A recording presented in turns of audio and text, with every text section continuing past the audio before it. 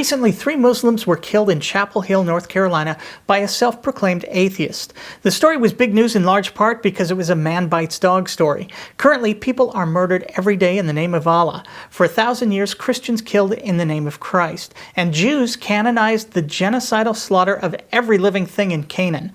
So religious violence, well, that's old news. But an atheist killing in the name of atheism, that would be a story.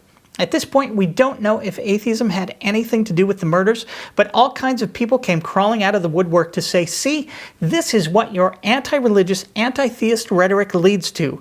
Violence in the name of atheism. They chastised Dawkins, Harris, Hitchens, and Marr, calling their rhetoric hate speech, and doing the kind of mental gymnastics rarely seen, suggesting that mere opposition to religion or simply speaking out against it with passion and commitment inevitably leads to violence. Despite the fact that none of these people have even come close to calling for any kind of violence towards believers and have opposed religion explicitly because of its 3,000-year history of violence against people of other faiths or none at all. So, the critics of anti-theism will condemn atheists who publicly oppose religion even when they explicitly reject the use of violence, and they will, with or without evidence, connect such public rhetoric to any violence committed by an atheist. But when the religious embrace their holy books, in which their God himself literally orders genocide, literally orders the murder of homosexuals, literally orders the murder of people who leave the faith, literally orders the murder of adulterers, non-virgin girls, witches, Sabbath breakers, whatever,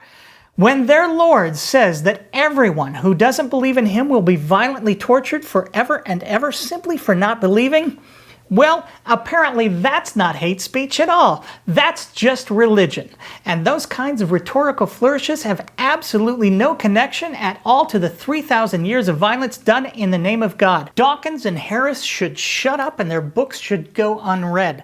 But books which portray the God of the universe as a genocidal monster who has proudly proclaimed his devotion and intention to use violence for all eternity against atheists, a God who literally demands of living believers the snuffing out of people like me, whom their books call fools and infidels, well, we can't say anything about that because that would be hate speech. This is hypocrisy on the grandest scale, but this is exactly the kind of pass religion has gotten for the last 2,000 years. And apparently this is the kind of pass our critics would like to see continue as far as religion is concerned. Well, I'm sorry, but that's not going to happen. If you're calling us out for simply writing and speaking against religion, but you're not willing to call the holy books of the Abrahamic faiths disgusting works of violence, hate, and division, you're not just a hypocrite, you're a defender of and apologist for the very thing you say you oppose: hate speech and the endless violence it inspires.